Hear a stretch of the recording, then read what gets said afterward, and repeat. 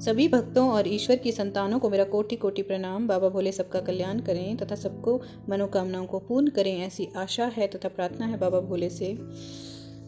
हम कोटि रुद्र संहिता का अध्ययन कर रहे हैं। आज हम 26वें अध्याय से शुरू करेंगे। शुरू करने से पहले ओम नमः शिवाय, हर हर महादेव। 26वां अध्याय, गौतमी गंगा का प्राकट्य।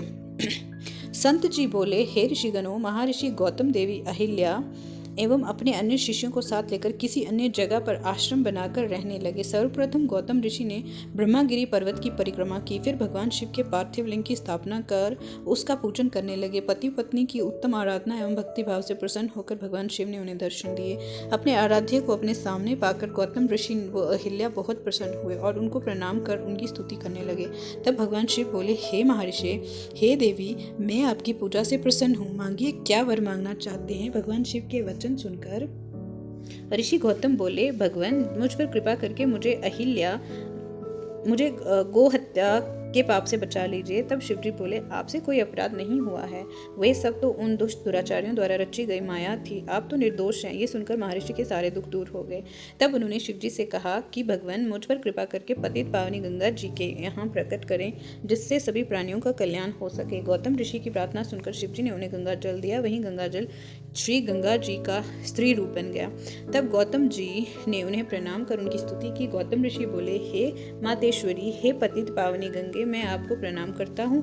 आप पापों का खंडन करने वाली हैं एवं अपनी शरण में आए भक्तों को मुक्ति देने वाली हैं। मैं हाथ जोड़कर आपकी शरण में आया हूँ।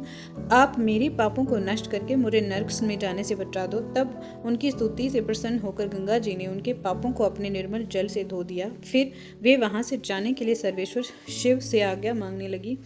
तब शिव जी बोले, हे गंगे, आप पापों का नाश करने वाली हैं, इसीलिए लोक कल्याण के लिए यही पृथ्वी पर विराजें। हे कल्याणी, आपको कलयुग में 28वें मनवंत्र समाप्त होने तक यही पृथ्वी लोक पर निवास करना होगा और सच्चे मन से भक्ति भावना से अपने जल से में स्नान करने वाले श्रद्धालुओं के पापों को नष्ट करना होगा। कलयुग में पापों को नष्ट करने का यही एक समाधान होगा। श्रद्धापूर्वक आपके दर्शन करने वालों के पापों का क्षय भी आप करेंगी।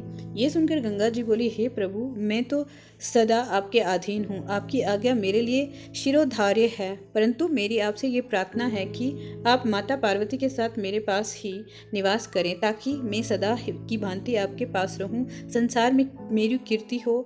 तब गंगा जी के वचन सुनकर कल्याणकारी भगवान शिव बोले, हे गंगे, तुम्हारी मनोकामना मैं अवश्य पूरी करूंगा। ये कहकर भगवान शिव वहां त्र्यंबकेश्वर नाम से ज्योतिर्मय रूप में स्थित हो गए। गंगा जी वहां पर गौतम ऋषि के नाम से प्रसिद्ध होकर गौतमी गंगा कहलाई।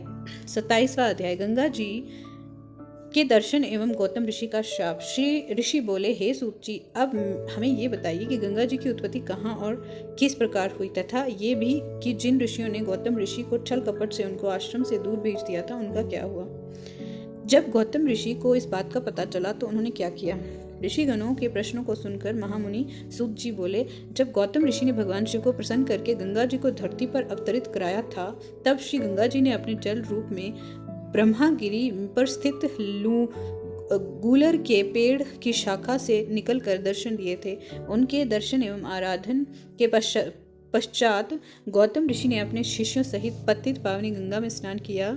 जब गौतम ऋषि के परम शत्रु उन कपटी ब्राह्मणों को ये बात पता चली कि ऋषि गौतम ने अपनी तपस्या से गंगा जी को प्रकट कर दिया है, तो वे सब भी श्री गंगा जी के दर्शनों की चाहत लेकर वहां आए, परंतु गंगा जी उनके आते ही वहां से लुप्त हो गईं।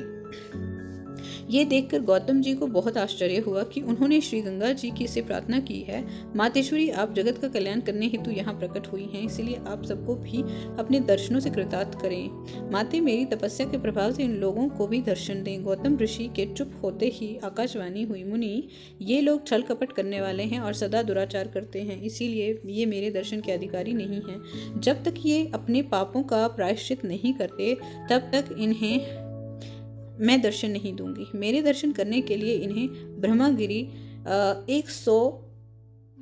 की 101 परिक्रमाएं करनी पड़ेंगी। ये कहकर आकाशवाणी चुप हो गए। आकाशवाणी सुनकर वे सभी कपटी ऋषि पछताने लगे और क्षमा याचना करने लगे। तब उन्होंने आकाशवाणी के अनुसार ब्रह्मागिरी की 101 परिक्रमाएं की। तत्पश्चात श्री गंगा जी ने उन्हें दर्शन दिए। उस दिन से ये स्थान कुशार कुशावर्त नाम से प्रसिद्ध हुआ।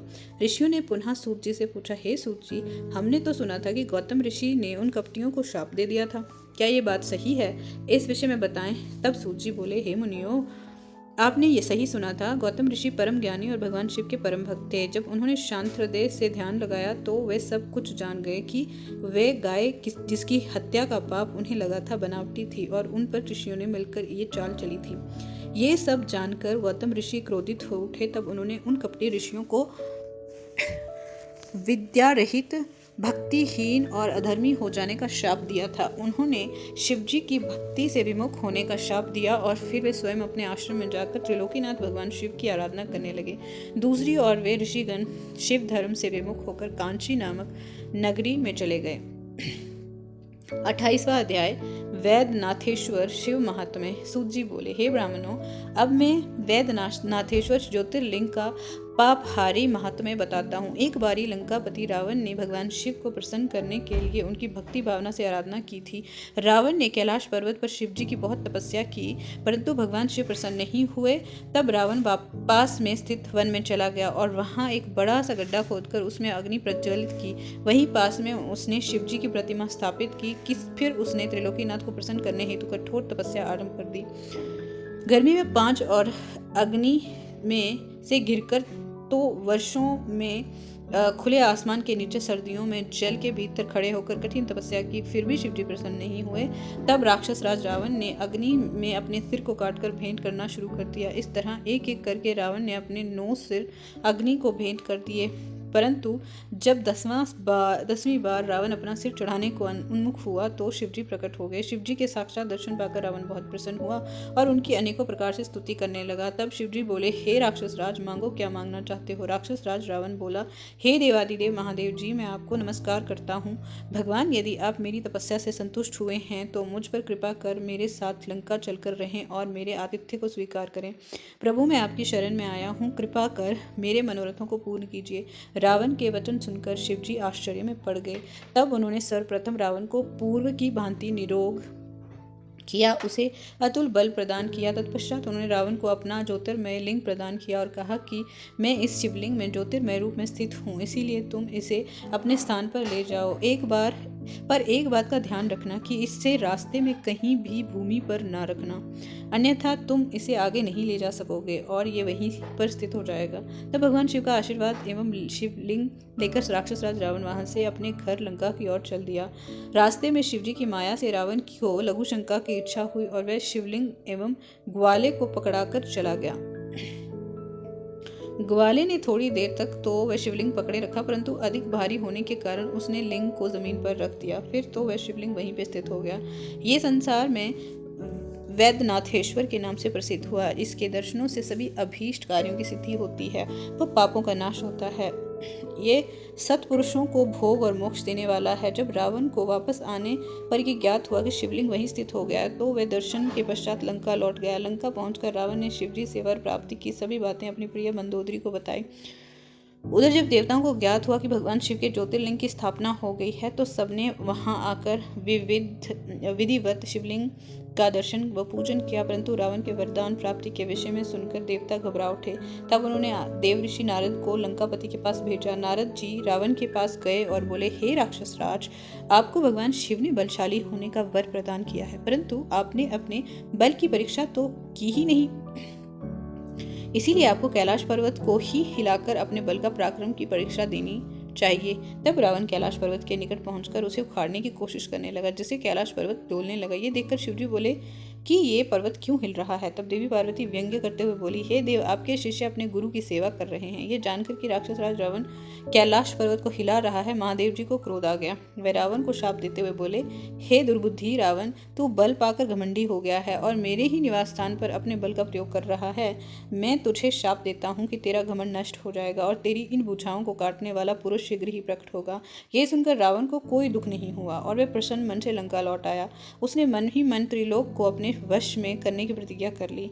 मैंने आपको वैद्यनाथेश्वर नामक शिवलिंग का महात्म्य सुनाया, जो कि मनुष्य के समस्त पापों का नाश करने वाला तथा शिवलोक की प्राप्ति कराने वाला है।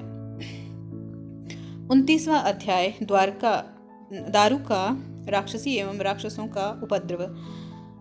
सूत जी बोले, हे ब्राह्मणों, प्राचीन समय में एक राक्षस था। उसका नाम दारुक तथा उसकी पत्नी का नाम दारुका था।